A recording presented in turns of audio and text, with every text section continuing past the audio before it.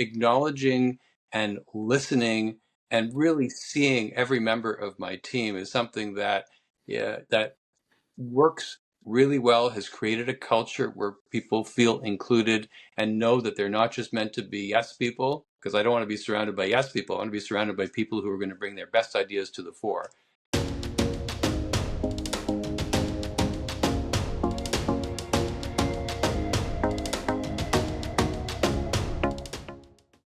Welcome to the Leader's Mindset, where we bring you conversations with leaders who are making an impact in business and our communities. Today, I'm here with Michael Shapiro. He's the CEO and founder of Ketubah.com. He's also an author and is going to tell us all about all of those things today. Thanks for being here today, Michael. My pleasure, Jason. So, until we got connected a few weeks ago, I was completely unaware of what a ketubah is. So, can you tell us what a ketubah is and a little bit about the tradition that goes along with it? Absolutely. The short answer is that the ketubah is the Jewish marriage contract. The slightly longer answer is that it's a document that dates back about 2,000 years, and it is an important part of Jewish weddings and nowadays interfaith weddings as well, going back over the many centuries and up to the present day. Yeah, and this is a pretty ancient tradition. It started out as a verbal tradition over 2,000 years ago, an agreement between fathers and families and a man and a woman and that kind of thing. And then they started to write those down about 2,000 years ago. So can you tell us how the tradition has evolved over time and how the statements in a ketubah have evolved over time, and what would a modern day ketubah look like? Yes. So going back, as you said, about 2,000 years ago, our rabbinical sages in the land of Israel and also in the exile in Babylonia, they put they formalized what was first in biblical times a verbal document and made it into something that was written down. And in fact, the name of the document, ketubah, it's a Hebrew word that means written because it's a written document. And as you mentioned, it would have originally have been between the two families and was between the groom and the bride. That traditional text did have some changes over the centuries, but the substantial changes only really started around the late 1960s and early 1970s, where there was a proliferation of texts for a whole range of contemporary couples. And this is a tradition that kind of went away for a while, for a few hundred years, came back. What are some of the kinds of statements we might see in a modern ketubah? Sure. So in the modern ketubah, it's very much, as opposed to the traditional handed down ketubah, which was very much a religious legal document and functioned, if you will, as a sort of ancient prenuptial combined with an life insurance policy, because it was quite revolutionary for its time when it was first conceived. Imagine a time when women were not allowed to own property. And so if a marriage dissolved either by divorce or by the death of the husband, the woman could and her children could be left destitute. And of course, in the Bible, we're told many times to remember the widow and the orphans. And so this document was put in place to help to ensure that a woman on her own would have some sort of a financial settlement. Nowadays, most ketubahs function more as a statement of love. So they might be speaking about what the couple is committing to each other as far as their emotional growth, spiritual growth, physical growth. So it's much more of a contemporary expression of love and commitment for most couples nowadays. And you are not a ketubah artist. You have some artistic projects you do and that kind of thing, but you are not a ketubah artist. And there's a skill set, there's an aesthetic, there's a tradition that goes with this, but that's not your job. What was the opportunity you saw to turn ketubah into a business, and how did you get that business started? Great. So Jason, you are correct. I am not a ketubah artist. I am a creative person. I do enjoy some visual creativity, but that is not my strongest skill set.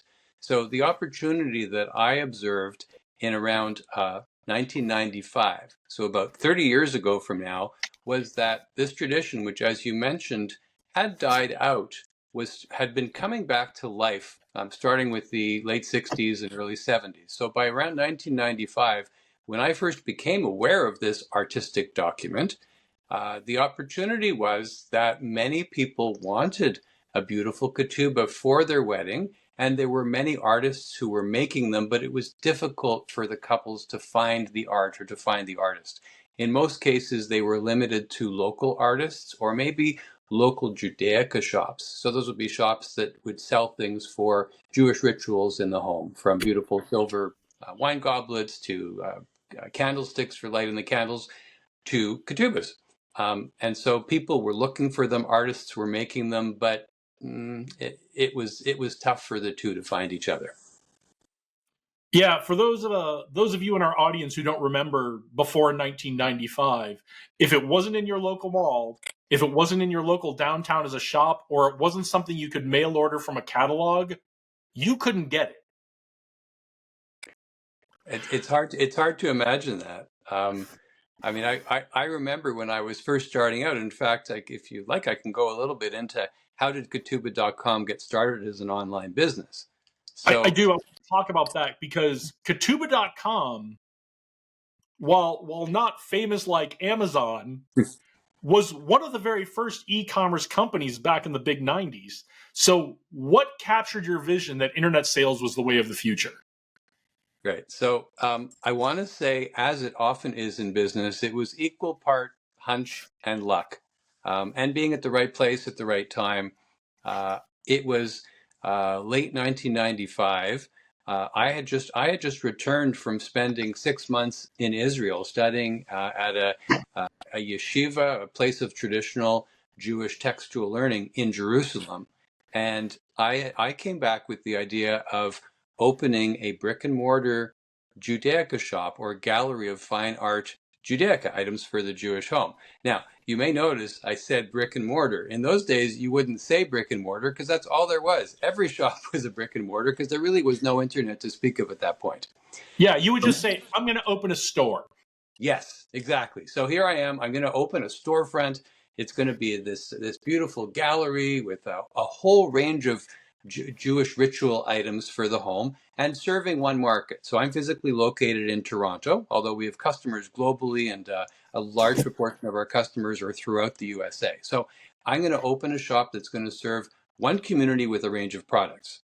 As I was going through the process of working with a real estate agent, learning about the cost of leasing a storefront, getting a clear sense of what the cost of investing in inventory to fill even a small shop would be, and having images of, uh-oh, wait a minute, what if this doesn't take off? I'm going to be sitting there and no one's going to be coming in. How's that going to work?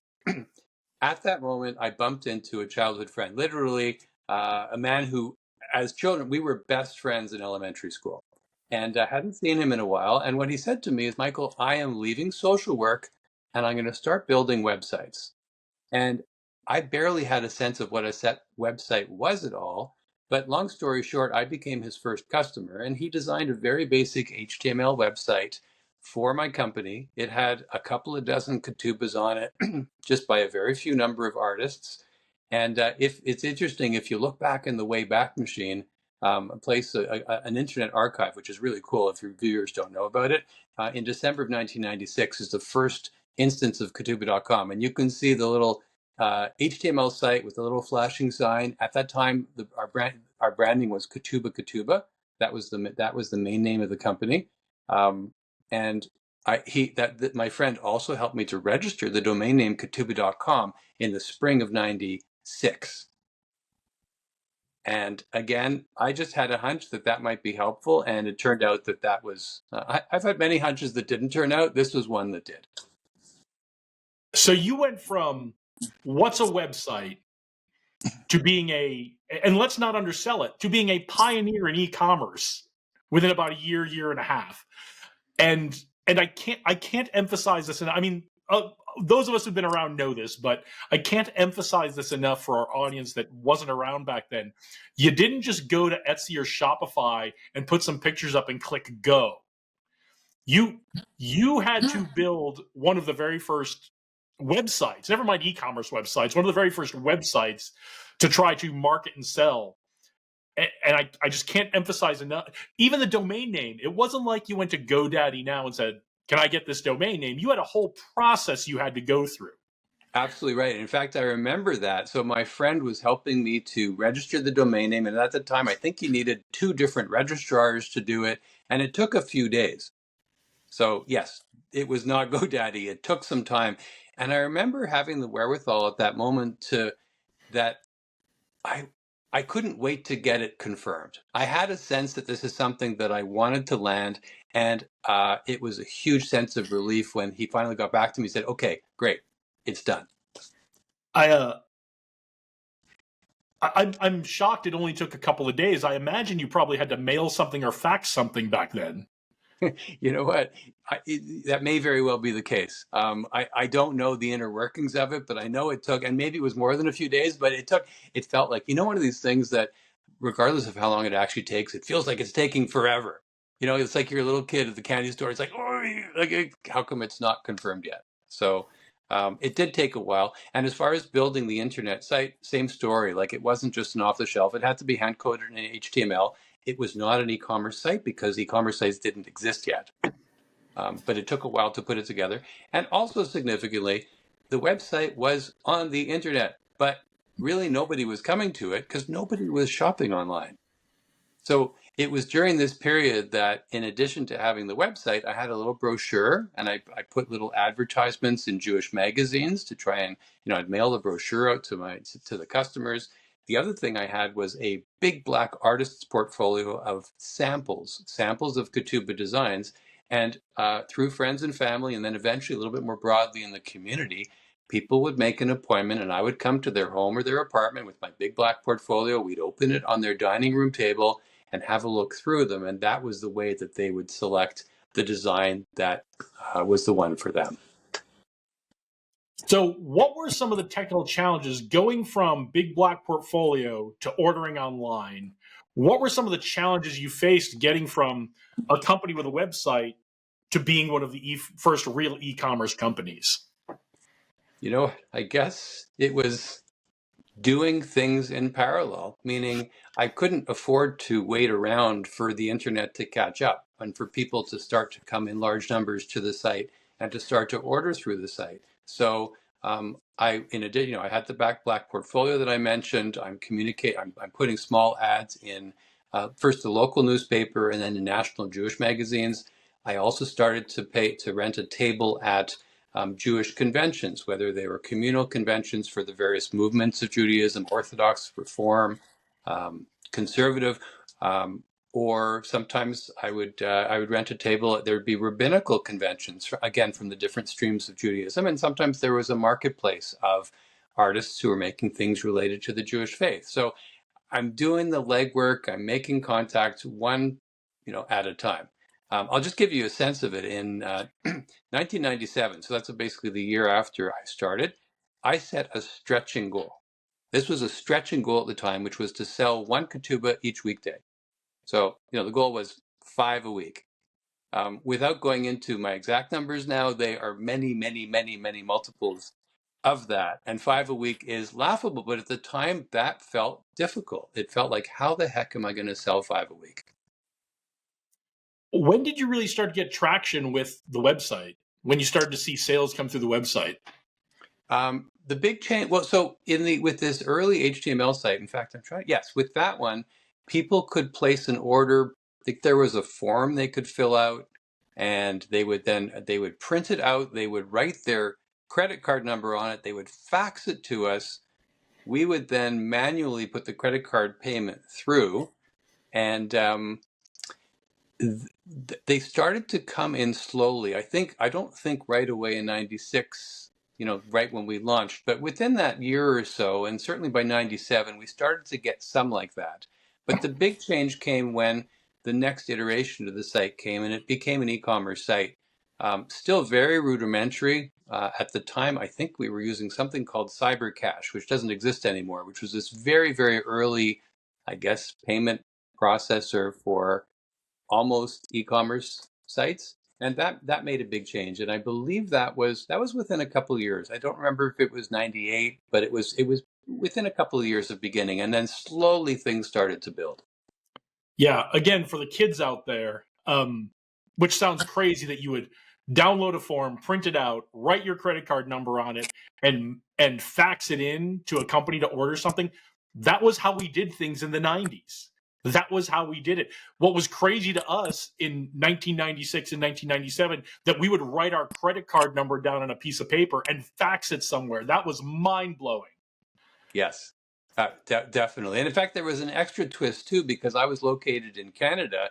So our prices have always been in US dollars because really the US market has been our most important market. But so we're making a sale in US dollars, but we didn't have US dollar processing at the time. Of course, now we do. So we would put through what we thought would be approximately an equivalent, but you never know what the individual's credit card processor is going to use in exchange rate. So people get these very strange prices coming through on their credit card. And our goal was, let's make sure that we're charging them just a little bit less in the end on their credit card statement rather than a little bit more, because who wants to be paying a little bit more?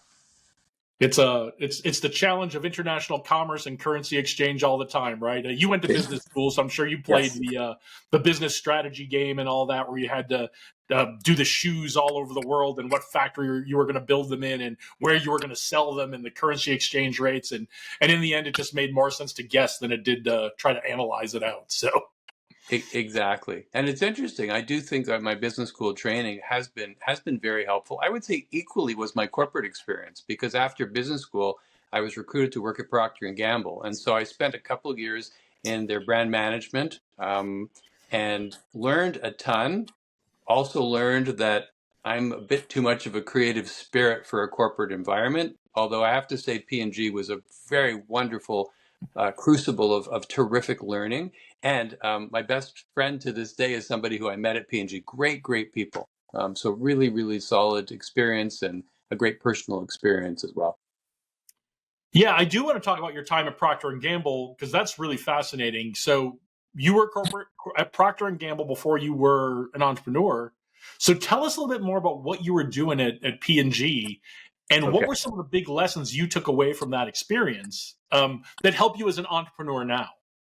Yes. So I worked on what was called, it's called the Royale brand. It's a Canadian brand. It's roughly equivalent to Puffs, which is P&G's, or at least at the time was P&G's um, brand in the facial tissue and bathroom tissue. Yeah. So I had colleagues sort of a couple of cubicles over who were working on the bathroom tissue, right? So we know what that is, as opposed to the facial tissue. So, but you couldn't say Kleenex because Kleenex was the competitor. So I was working on the Royale brand, which no longer belongs to P&G. It now belongs to another company. And I worked my way up. I got as far as assistant brand manager within those couple of years. And I think the main thing that I got out of that was hands-on strategic thinking. I got a little bit of that at business school, certainly at the University of Michigan, which is where I went. The Ross School, which at the time wasn't called the Ross School yet, but still, it was a terrific experience in terms of thinking, but hands-on strategic thinking at Procter and Gamble, and their approach is very rigorous. And we went through a whole brand college experience. When I say we, me and the others who were all hired at the same time, and that's the sort of rigor that I think was a really good balance to my natural, more creative spirit. I still rely heavily on intuition, but I learned from that you know what, data was really important, and it's something that needs to be in the mix in order to come out with a result that's really gonna hit the mark and hopefully delight the customer. Yeah, there's such hard lessons to learn. It's great that you learned those lessons so early in your career because intuition is important in business. It's important in leadership, but also recognizing the rigor of hard data and putting those two things together and then thinking strategically like you talked about. It's hard to learn on your own. It's hard to teach people, and it's really something that can only be done through experience and good mentoring. And I'm glad you got a lot of that early on because it doesn't usually happen that way. Were there any lessons you learned from your time in corporate that you realized you need to leave behind as an entrepreneur? Um, that's a really good question. I think, well, I had a good experience at P&G as far as they treated their people well, and so I don't think that's true of all corporate environments. But I would say that um, I wouldn't say this is in contrast to P&G because they took good care of people, but acknowledging and listening and really seeing every member of my team is something that, yeah, that works really well, has created a culture where people feel included and know that they're not just meant to be yes people, because I don't want to be surrounded by yes people. I want to be surrounded by people who are going to bring their best ideas to the fore. I mean, in fact, I'll just give you one small example of an idea that was not mine, that was a terrific idea. So I mentioned that at the beginning, the company was called Katuba. The URL was always katuba.com, but the company was called Katuba, and that was what we were presenting as our, as our consumer brand, if you will, on our website. About 10 years or 15 years in, one of my staff said to me, you know what, why are we called Katuba, but our website is at katuba.com? People are already calling. Why don't we just call, I don't know if this is crazy, but why don't we just call ourselves katuba.com? And it was a brilliant insight that we moved forward with.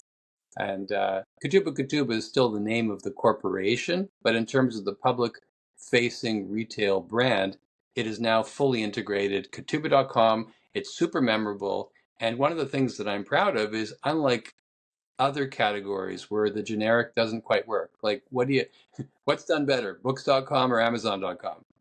Okay, we know the answer to that. In my small category, Katuba.com, as far as I know, is the category leader.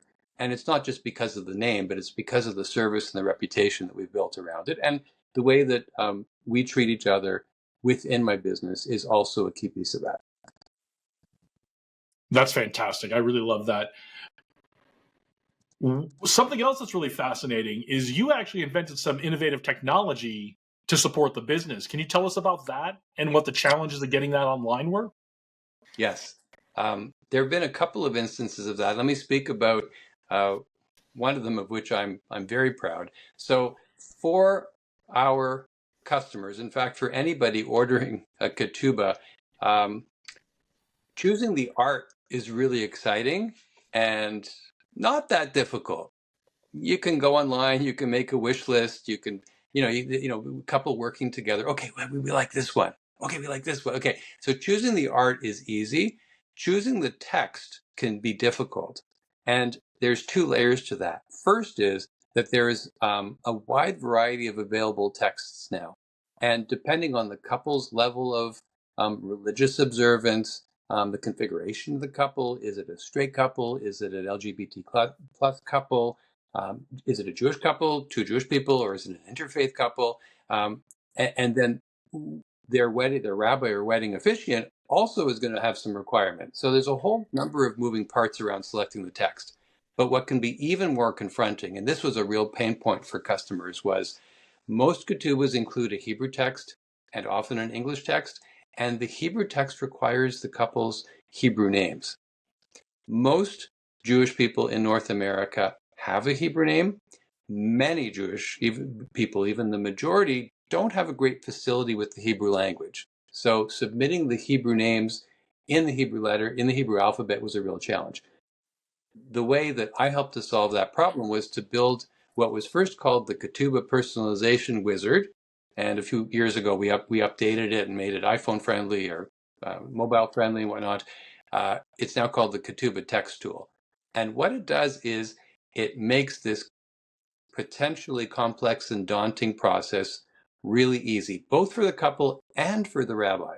The couple goes in. We've got a proprietary list of names that we've curated over the last 30 years, and they can start to type in. Let's just say the groom's name is Avraham. That's the Hebrew for Abraham. So they can start typing in AVR, or they could even start typing in Abraham, and then it will come up. And if they click go, it then automatically populates the Hebrew name field with the name Avraham in Hebrew letters, and so on, and same for the date and for the location.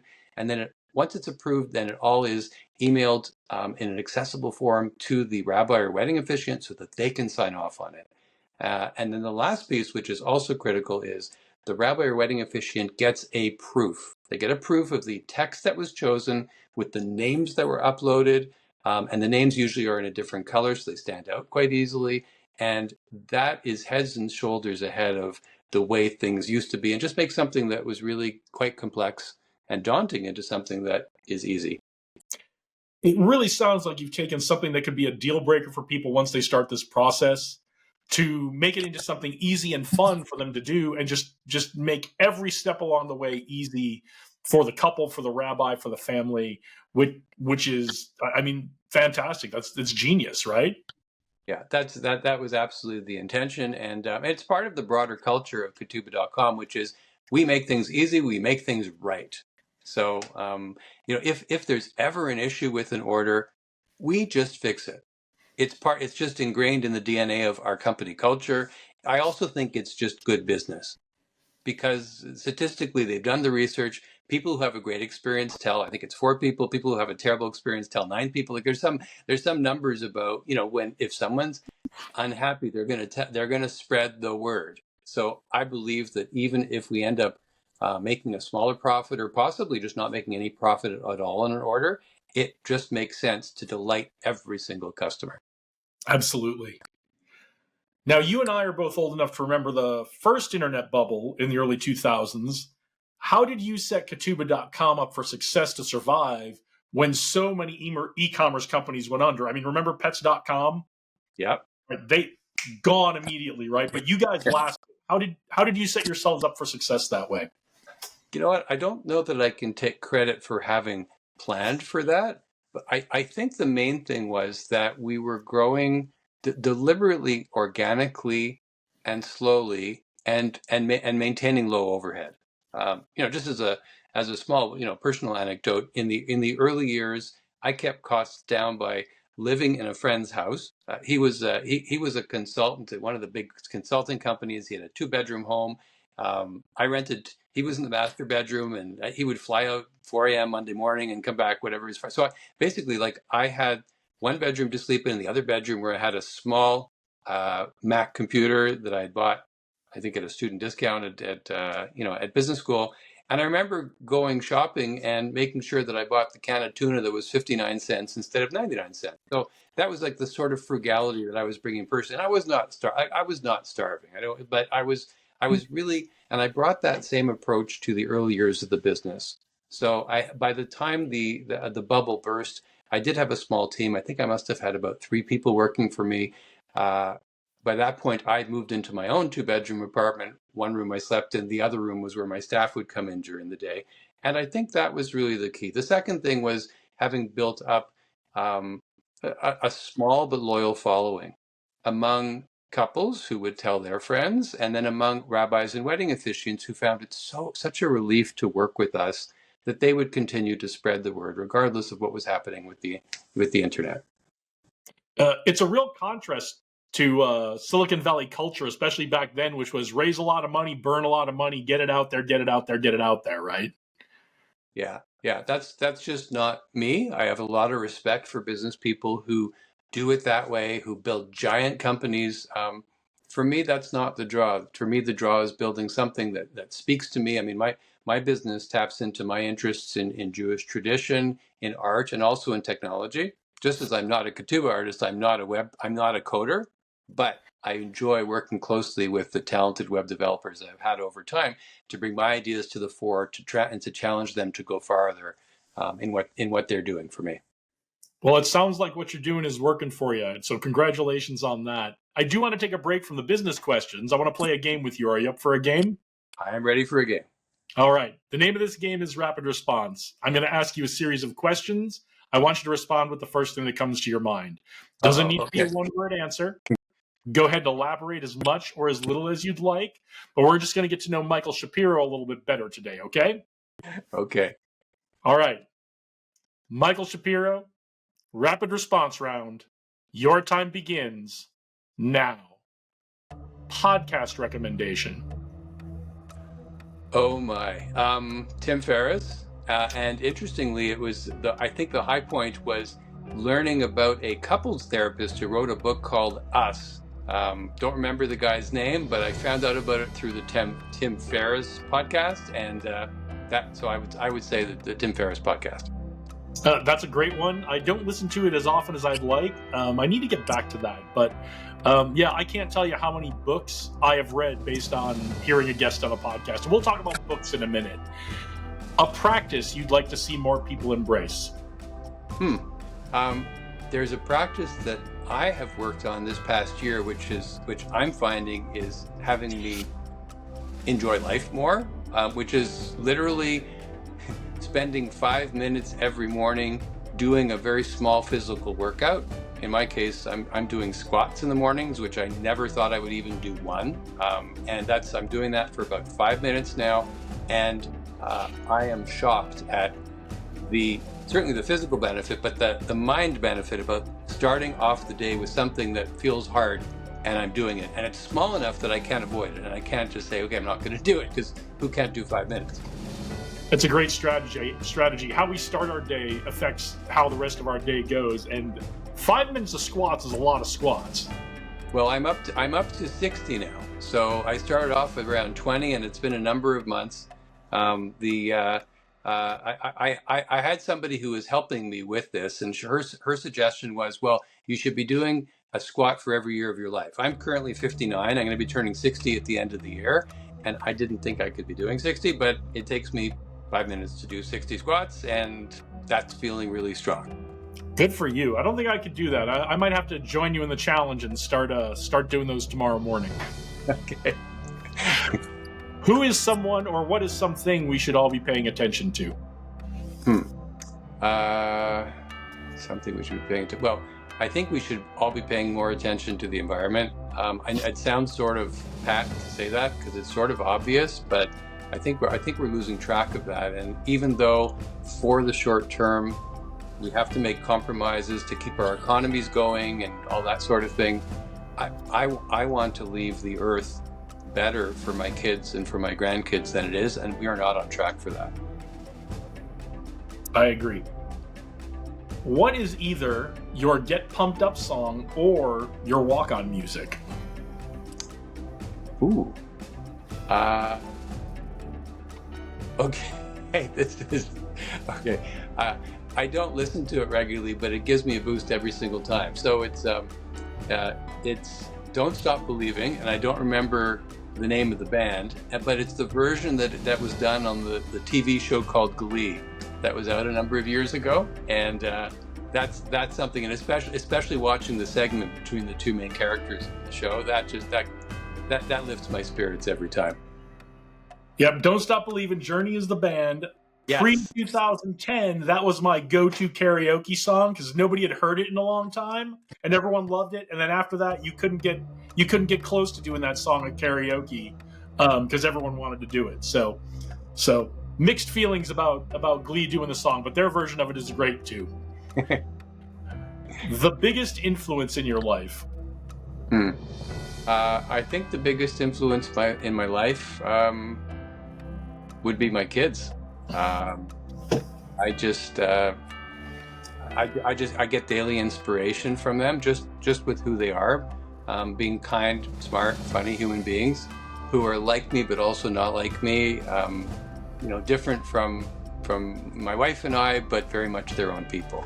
And I actually dedicated my book to them, and the dedication was something around the lines of, do things that light you up even if other people have no idea why.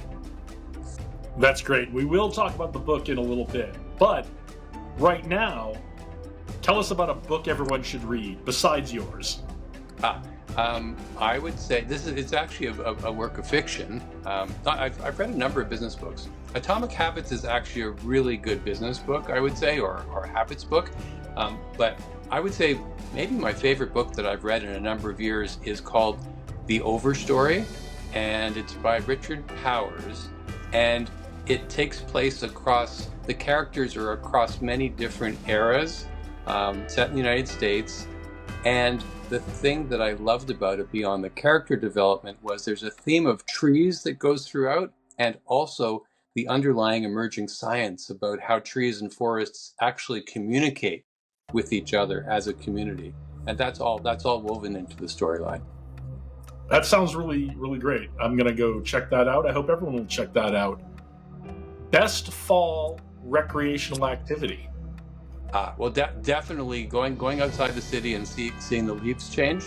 Where I live, this time of year and for the next couple of weeks, we've got lots of maple trees, and they're going from green to yellow to orange to red, and it's absolutely stunning. And fun fact, or I would say pro tip, if you're not in an area like that, the leaves are actually better to observe when you're driving than when you're walking in some ways. Because when you're walking, it's beautiful to be surrounded by the forest, but you just can't exactly, if you're even on a highway, I find that there's something about driving by the forests and taking them all in.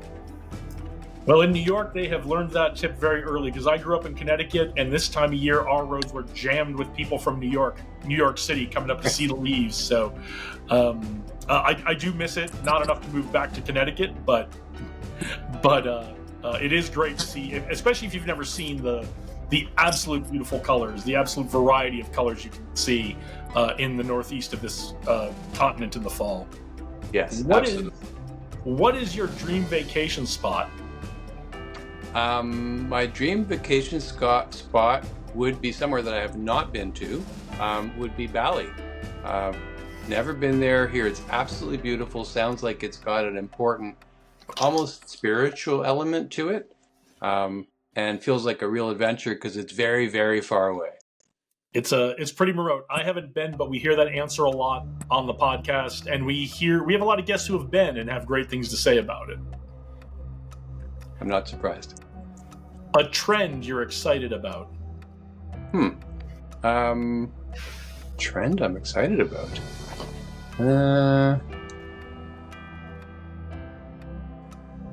I don't know. I think I'm going to have to pass on that. Nothing's coming to mind. If it comes up, I will bring it back. Well, you are in the thick of e-commerce and tech, and you are probably engaged on a lot of trends that will come to you later on. Or even if we go back and listeners, if you go back and listen to the front end of this podcast, you will hear about a lot of trends Michael is interested in, because I think we've already talked about them. Last one. What is your favorite sports team or player? So I'm actually not a big sports fan. My dad is, and my son is. So I get to enjoy vicariously, especially with my son. So I would say it's got to be, I'm in Toronto, so it's got to be a hockey player. And who would I go with? Actually, no. Okay, my son's, there's a Canadian in the NBA, and I'm going to butcher his name. He's got a double-barreled last name, and he's a terrific player.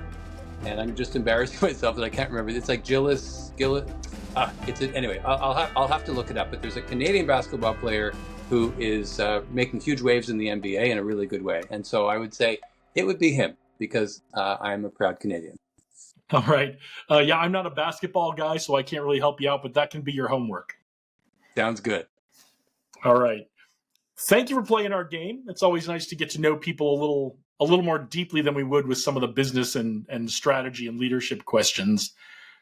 To get back to what we were talking about, have you found there are challenges with mating up the tradition of the ketubah with the modern technology in the modern world? I think about it more as opportunities than challenges, to be honest. So certainly there's a tension there, and I think that's one of the things that makes my business especially interesting, certainly for myself, which is it's such a, ketubah.com, ketubah, ancient.com, modern and future. So I think that one of the big opportunities was to essentially solve the pain point that I had identified at the beginning. People wanting to find a beautiful artistic ketubah, but having difficulty to find it, especially limited by their geography. And really, the internet helped to make that all possible. Also, the tool the proprietary tool that I had built, which makes it really easy for folks to upload their Hebrew names. And most recently, I've actually essentially taken a page out of that book and launched a separate website that's called HebrewNamer.com, which is using technology to make it easier for folks to choose a Hebrew name, to save a Hebrew name, and then to have access to it at the various points of life when that's important. So for Jewish people, it's usually at birth, maybe at a bar bat mitzvah, at the wedding, and then ultimately, most Jewish people will have their Hebrew name on their gravestone. So I've enjoyed making a free, accessible, and inclusive resource at HebrewNamer.com where folks can come and do that. It sounds like you're helping Jewish families make a really tough choice when they have a new kid. and you're doing it for them for free. Exactly. And the hope that, so it's co-branded with Katuba.com. So it's HebrewNamer.com. It's brought to you by Katuba.com. So the hope is to be able to bring something that is genuinely useful, that will delight folks in our target market at a time when they're not having a wedding, such that if they have friends having a wedding, or one day if they're having a wedding, they may think favorably of Katuba.com. I bet it drives your customer acquisition costs down 18 years later when those kids are getting married. Yes, and I do take the very long term of things. And I should say, Jason, like, people sometimes ask me, "Oh, are you going to retire? Are you going to exit? Are you know?" Because entrepreneurs talk a lot about exiting. I'm a one business guy. I love this business, and I don't see myself retiring from it. I've got a lot more juice and a lot more bandwidth to keep exploring this and developing it, and leaning into technology to make this ancient tradition accessible and come to life. That's great to hear. You've developed a bunch of technology. What other technology are you pulling in to help you with the business? Sure. So we have been leaning on AI. I can give you one, possibly two examples. One which I think is a lot of fun is that on my website, on Katuba.com, under the section about Katuba texts, you can click through and there is an AI assisted Katuba text writing tool. And it's pretty. The interface is very simple. You can put in a few things that you like about each other. You can select the type of text. So anything from a Shakespearean style to a traditional style to anything in between, and it then generates an English language Katuba text for you. Honestly, I don't know whether this is something that customers are actually using for their Katuba, but from what we can see, traffic-wise, people are enjoying it, engaging with it, and it's providing yet another touch point where they're delighted with some interaction with Katuba.com. I love it. The other piece I could mention is in terms of using AI is in some of the back end and admin aspects of things in terms of our processes for handling orders, for putting together the texts and the art and all that. So we've been leaning on AI for that as well. I love it. I love it so much. You talked about taking care of your people, a lesson you learned at Procter and Gamble. What else is your overall approach to leadership and building your team at Katuba.com?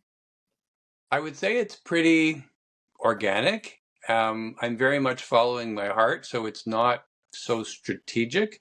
Little things like we regularly. Start.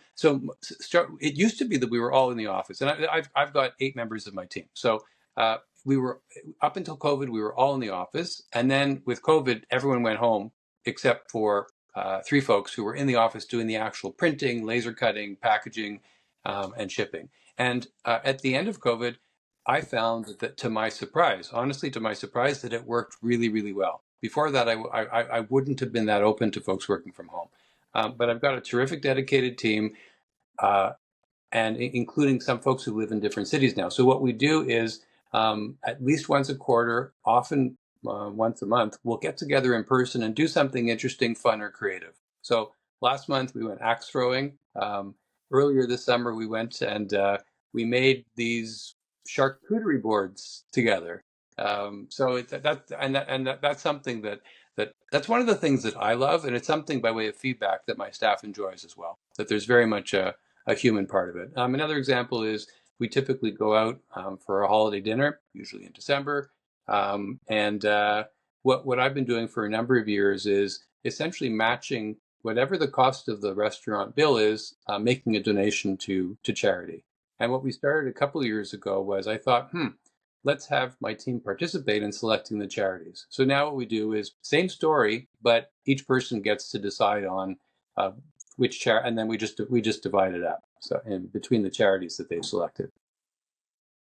Those all sound like fantastic things to do for a company. What qualities are important to you when you're hiring someone to bring on your team? I would say the most important is, I would call it an entrepreneurial attitude. I took the strategic coach program for a number of years, and this was a particular definition of entrepreneurial attitude that was coined by Dan Sullivan, who's the founder and owner of Strategic Coach. I don't remember all of the elements, but it's something around a sort of can-do mindset. like, I wonder what. As opposed to waiting to be told what to do. So I think that would be the main thing. The other thing is I'm looking for people who care, people who really care about our customer, and people who really care about each other. It sounds like you're finding people to really set the company up for success. Are there any challenges you face now as a leader that the company is kind of on its way and moving up that are different than the early days? Well, in the early days, it was a lot because it was at the start. It was just me, and I'll just give you a very mundane example of something that I'm not so good at. So in the early, I mentioned that in the early days we had a little paper, full color catalog that we would mail out to folks. So it would take me an entire morning to stuff 5 or 10 of those into the envelope. And I'm a bit of a perfectionist. I'd be like wanting to put the stamp on straight, and then I'm walking to the mailbox. So, that's the sort of thing that was tough. Also at the beginning, when literally nobody was calling, it was honestly tough to get out of bed some mornings. So those are some of the earlier challenges. Nowadays, I would say it's been a number of years that I really have the right folks in the right seats on the bus, so to speak. So I have not been stressing about staffing in the way that I did earlier on. So I feel extremely blessed and thankful to, to really to have the right team in place. I would say, nowadays it's just a question of, what's going to get thrown at us in terms of global economy, or what's going to happen with tariffs or shipping costs, or and then I'd say the other one is, as much as I'm integrating AI, I also have a healthy skepticism about like what could or would be the downside of AI. So really keeping an eye on that. I think that is a very healthy thing to consider for any tool, not just AI. Is there's upsides, there's downsides. We always need to balance that and consider that as leaders. Yeah. All right, now tell us about the book. I want to hear all about the book.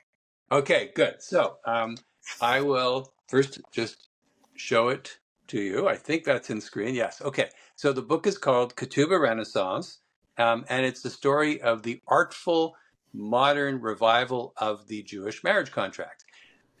And what's so perfect about it is, so this ketubah does not look at all like a ketubah.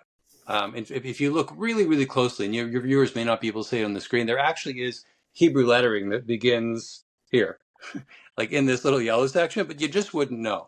And it's such a gorgeous example. It's from 1975. It's made by an artist by the name of David Moss, who really was one of the critical sparks that helped this revival of this ancient tradition that had pretty much died out. And it's so interesting. His approach was he would make a personalized design for each couple. And this was a couple that had a great interest in media. So these are the shape of old school TV screens, concentrically arranged, and there's 7 of them. And 7 is a significant number in Jewish tradition. Obviously, 7 days of creation, but also more, I guess, even down to our days. So part of the Jewish wedding ceremony typically includes 7 blessings. The traditional ceremony also would include the bride walking 7 times around the groom, or when my wife and I got married, we did a more egalitarian approach. We walked around each other 7 times. So it's a very beautiful combination of old and new. And the title of the book, too, is I selected the title, but it was an inspiration from a quote by Professor Shalom Sabar, who wrote the foreword to this book and is the preeminent scholar about historical ketubas. He's been the author of all the beautiful coffee table books that came before that always were about the ancient or historical ketubas. And what he had observed, I think in the 1990s, was what he coined was a veritable renaissance of this art form. And so that's where I borrowed the book title from. And the book title, like ketubah.com, Ketubah Renaissance. Renaissance, even though of course refers to a time that people think about a long ago, it means, in French, it means a rebirth. So it's like the rebirth of the ketubah, and it's meant to be a little bit playful. It's like a modern day Renaissance. I think it's exciting. I think it's super interesting. It's a really lovely tradition. And I will put the high quality image of the cover that you sent to me up so that everyone can see, and hopefully they can see those little characters, that little writing in there that you're talking about. And hopefully, if I get my act together when I'm editing this, they will have already seen a number of examples of ketubas that you've sent me throughout the episode. So Perfect. And if anyone's interested in the book, it's available at the publisher, the Jewish Publication Society, also available through the University of Nebraska Press, and of course through Amazon. Okay, great. So what is coming up for you and Ketuba.com in the next few months? So I'd say that the next year we're getting an interesting period of time. So we're pretty much busy year round, although we do find the cyclical nature of the bridal, I guess the bridal season, so to speak. So we're going to start to be, as we get October to November to December, it does get quieter and quieter. And we usually take the opportunity, and we'll be doing that again this year, to do a full day offsite with the whole team. We've got a very talented facilitator by the name of Jonathan Varkle, who really brings this terrific combination of strategic approach and intuitive reading of people, energy, I guess, to not to sound too woo-woo, but he really brings that combination. So, and what we do during that day is to really take a hard look at what have we like to acknowledge what we've accomplished since the last time we did it, which was a year ago, and then also to map out what is our plan for 2026. And the goal is that before year end, we've got a really clear vision of where are we going to go, what do we want to create together, and what would be exciting and interesting and something we might learn from that we could bring to our customers and learn together in the year ahead. That sounds like a great way to spend the next couple of months. So for everyone watching or listening right now, what's something a brand new business founder who has a creative or artistic product like yours, what's something they can do to get their business moving now? Well, first of all, unlike when I was starting, they can tap into the current technology. I mean, there's obviously there's platforms like like Shopify, WordPress, Etsy. Like there are ways to get their product out there that there just wasn't when I started. The other thing I would just say is take it one step at a time. Like, don't try to build the billion-dollar business today, because from what I've seen, sometimes that can be exciting. Occasionally, it's successful, but it also can lead to overextending and getting in the way of being able to really fulfill the full potential over the say the medium to long term. Great advice. This has been such a fun conversation. I want to thank you for joining us, Michael. Tell everyone one more time where they can find the book, where they can find the company, and where they can find you so they can thank you for joining us today. Terrific. Yes. So you can find my company online at ketuba.com. It's KETUB like boy, AH.com. And the book is called Ketuba Renaissance. So that same word Ketuba with the word Renaissance afterwards. And you can find it on the Jewish Publication Society's website. They're the publisher, or on Amazon. And in terms of connecting with me, I'm right on LinkedIn, on Instagram at Ketuba Michael. Outstanding. And we will get all those links in the show notes for you folks so you don't have to try to write those down or go back and rewatch this. We'll make it all easy for you, just like Michael has done with young people getting their Hebrew names correct on their ketubas. Michael, I want to thank you again for joining us today. I want to thank all of you for watching and listening. If you found this conversation valuable, please go ahead and share it with someone who can use it. Leave us a comment. Don't forget to subscribe. And if you're on a podcast platform and can leave a review, we'd love it if you'd give us a 5-star review. That helps us get these amazing interviews with people like Michael out to an even bigger audience so more people can learn. We've got lots more amazing interviews coming your way. Get out there, do great things today. Onward and upward.